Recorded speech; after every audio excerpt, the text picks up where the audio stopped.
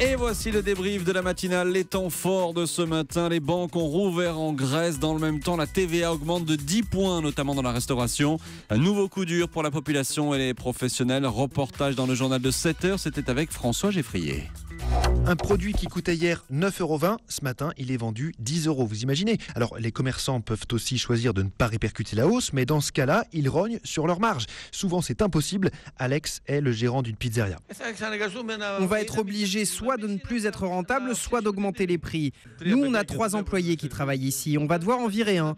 Moi, ce que je pense, c'est que les clients vont toujours venir, mais au lieu de prendre 5 pizzas, ils n'en prendront qu'une et ils la couperont en 5.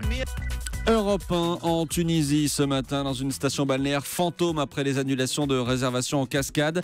3 semaines après l'attentat qui a tué 38 touristes étrangers, Lord d'Autriche est retourné à Sousse. Reportage dans le journal de 8h. Sur toute la côte, les plages sont désertées. Il n'y a que des parasols et des transats pliés. Dans l'immense complexe 5 étoiles où a eu lieu la fusillade, les 2 seuls Français de l'hôtel ont maintenu leurs 15 jours de vacances après avoir hésité. On a tremblé jusqu'au dernier moment pour savoir si on venait ou pas. Dès qu'on est arrivé sur la plage, on avait les poils des bras qui étaient hérissés et on pensait à tout ça, tous ces morts. Et puis après, c'est vrai que la vie reprend le dessus. On veut se battre contre le terrorisme.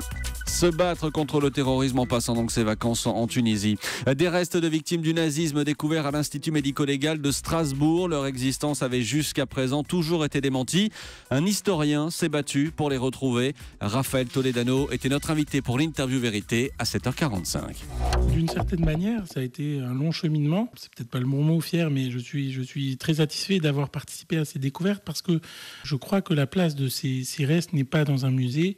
Tout un chacun devrait trouver ça intolérable qu'on laisse des victimes du nazisme dans du formol d'un musée, que leur place véritable est dans une sépulture. Voilà pour ce témoignage à 7h45. Europe 1 vous accompagne tout l'été, y compris en musique. Ce matin, Mathieu Charrier nous présentait les tubes de l'été. C'était dans le journal de 7h.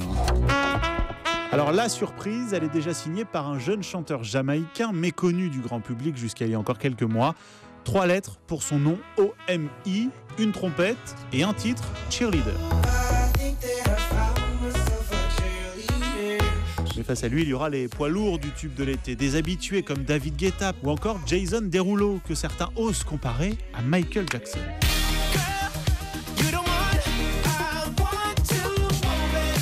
Mais n'oublions pas les jeunes français, Kenji Girac, disque le plus vendu ces derniers mois, ou les Frérots de la Vega et leur chant des sirènes. Quand les souvenirs s'en mêlent, le chant des sirènes par le duo des Frérots de la Vega. Et alors je peux vous dire que Thomas Joubert, qui est déjà dans ce studio, danse depuis 1 minute. C'est absolument incroyable. Ah, mais je les connais tous par cœur. Mais oui, je vois ça, c'est impressionnant. On vous retrouve dans un instant. Thomas, ne bougez pas. Voilà pour le débrief de la matinale.